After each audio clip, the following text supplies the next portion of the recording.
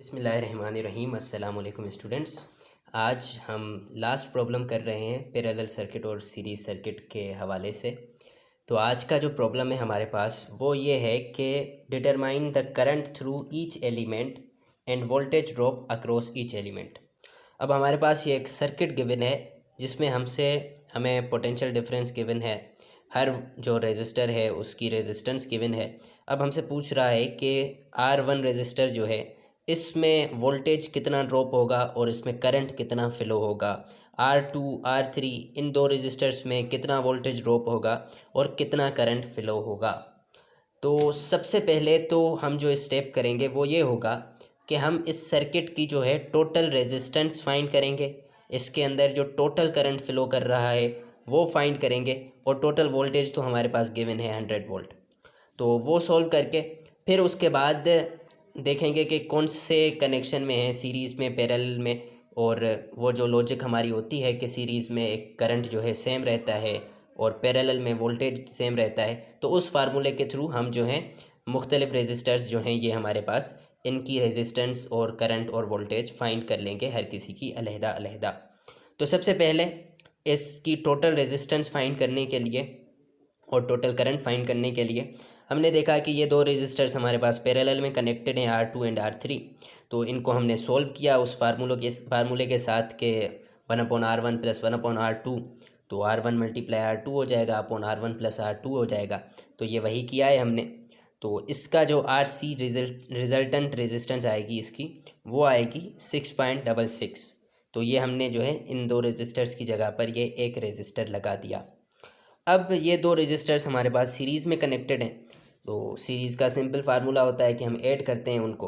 तो इन दो को हम जब इक्विवेलेंट इनका रेजिस्टर फाइंड करेंगे तो 10 ओम्स प्लस 6.67 का जो ओम रेजिस्टर है, तो इन दोनों को हम प्लस करेंगे तो हमारे पास आ जाएगा 16.67 रेजिस्टेंस। तो इस कंप्लीट जो सर्किट है इसकी ओवरऑल रेजिस्टेंस हमारे पास आ गई 16.67। अब वोल्टेज हमारे पास है, टोटल रेजिस्टेंस है, तो हमने करंट भी फाइंड कर लिया इसी से। I is equals to V/R। हमारे पास वोल्टेज गिवन है 100 वोल्ट, 100 वोल्ट यहाँ पर रख दिए और रेजिस्टेंस हमने फाइंड की 16.67 और ये हमारे पास 5.99 या फिर 6 हम इसको कंसीडर कर सकते हैं। 6 एम्पेयर जो है हमारे पास टोटल करंट आ गया। अच्छा जी, अब तो ये तो हो गया हमारे पास ओवरऑल जो है रेजिस्टेंस कितनी है, ओवरऑल करंट कितना है, ओवरऑल वोल्टेज जो है वो ऑलरेडी गिवन थी। अब हमें फाइंड करना है, सवाल में पूछा गया है कि हर रेजिस्टर के बीच में कितनी जो है करंट कितना फ़्लो करेगा और हर रेजिस्टर की अपनी रेजिस्टेंस तो गिवन है, हर रेजिस्टर के बीच में वोल्टेज कितना होगा। तो इसी को अब फाइंड करेंगे। अच्छा जी, तो यहाँ पर हमारे पास जो है ये वही वाला जो रेजिस्टर हमने बनाया था, जो सर्किट बनाया था वही है। इसमें अब हमें फाइंड करनी है R1 और RC जो है इनमें कितना वोल्टेज ड्रॉप होगा, कितना करंट फ़्लो होगा। तो अगर हम यहाँ पर देखें तो ये जो दो रजिस्टर्स हैं हमारे पास सीरीज़ में कनेक्टेड हैं और हमें पता है कि सीरीज़ में जो होता है करंट सेम फ़्लो करता है और वोल्टेज जो है वो डिफरेंट होता है। तो यानी कि इसका जो टोटल करंट हमने फाइंड किया था वो 5.99 था, उसको हमने अप्रोक्सीमेटली जो है उसको राउंड ऑफ करके हमने 6 कर लिया। तो करंट जो है 6 है इस टोटल जो है सर्किट का। तो ये दोनों रेजिस्टर सीरीज़ में हैं तो सेम करंट फ़्लो करेगा, यानी कि R1 में से जो I1 करंट फ़्लो करेगा वो भी 6 वोल्ट होगा, RC में से जो IC करंट फ़्लो करेगा वो भी 6.67 वो भी 6 वोल्ट होगा। यानी कि करंट सेम होगा और वोल्टेज जो है वो डिफरेंट होगी। तो इसीलिए हम यहाँ पर उसी फार्मूले को यूज़ करते हुए V1 जो होगा V is equals to IR, तो V1 जो होगा is equals to I1 R1 होगा। R1 हमारे पास ऑलरेडी 10 ओम्स है और करंट जो है वो I1 भी 6 होगा। तो ये हमने 6 वोल्ट से मल्टीप्लाई कर दिया, 6 ओम्स से मल्टीप्लाई कर दिया 6 एम्पेयर्स को मल्टीप्लाई कर दिया 10 ओम्स से, तो हमारे पास V1 बराबर आ गया 60 वोल्ट्स के। और अगर हम RC की बात करें तो यहाँ पर हमारे पास रेजिस्टेंस जो है वो 6.67 है और करंट जो है I2 IC वो भी 6 वोल्ट होगा क्योंकि सीरीज़ में कनेक्टेड है तो एक ही करंट फ़्लो करेगा। तो हमने यहाँ पर वही कर दिया, VC बराबर होगा IRC। I जो है हमारे पास 6 है और C जो और वो जो है RC जो है वो 6.67 है, तो यहाँ पर हमने इसको मल्टीप्लाई कर दिया तो हमारे पास जो टोटल वोल्टेज आ गया इसका वो हो गया 40.2। तो हम अगर यहाँ पर देखें तो टोटल वोल्टेज हमारे पास 100 वोल्ट था और इस रेजिस्टर में हमारी जो वोल्टेज ड्रॉप हुई वो 60 वोल्ट हुई और इस रेजिस्टर में हमारी जो वोल्टेज ड्रॉप हुई वो 40 हुई। तो अगर हम इस 60 और 40 को प्लस करें तो हमारे पास 100 वोल्टेज जो है वो आ गया। तो ये जो है बेसिकली किरचॉफ्स वोल्टेज लॉ जो है वो यही होता है। उसका भी अगर मैं आपको यहाँ पर छोटा सा कॉन्सेप्ट दे दूँ, वो ये होता है कि आपकी जो टोटल वोल्टेज होता है वो बराबर होता है जितना आपका वोल्टेज हर रेजिस्टर में हर कंपोनेंट में ड्रॉप होता है।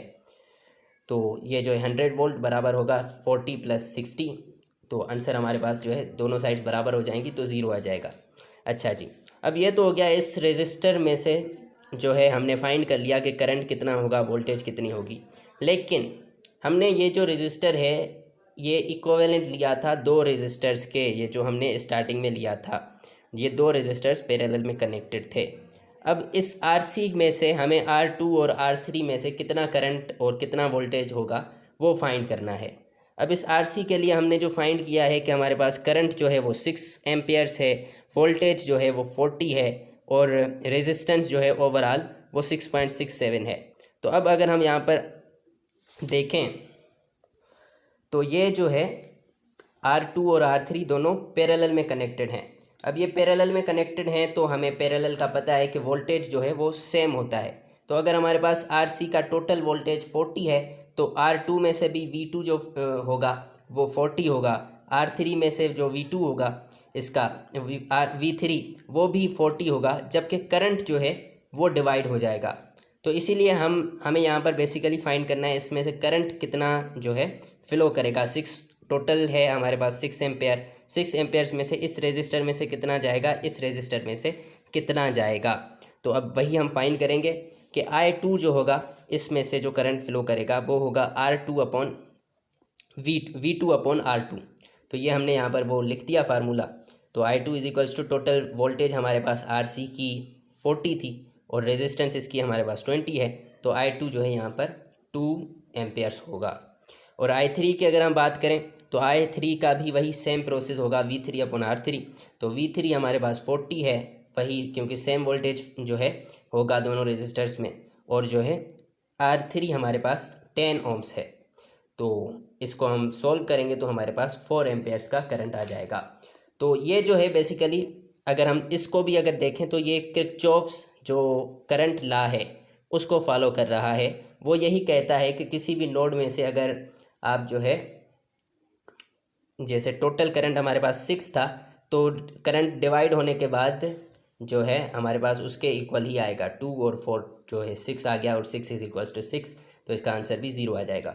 अब यहाँ पर हमने ये सिंपली लिखा है जो हमसे सवाल में किया गया था कि हर रेजिस्टर में से करंट कितना फ़्लो होगा और वोल्टेज कितनी होगी।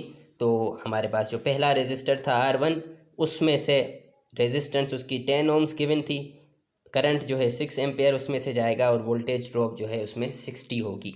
R2 का हमारे पास जो है रेजिस्टेंस 20 होगी, करंट जो है 2 एम्पेयर्स फ़्लो करेगा उसमें से और वोल्टेज 40 होगी।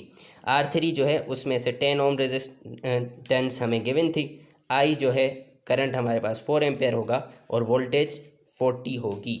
अच्छा जी, अब तक के लिए इतना ही। इंशाल्लाह नेक्स्ट वीडियो में मिलेंगे और किसी और टॉपिक के साथ। तब तक के लिए अल्लाह हाफिज़।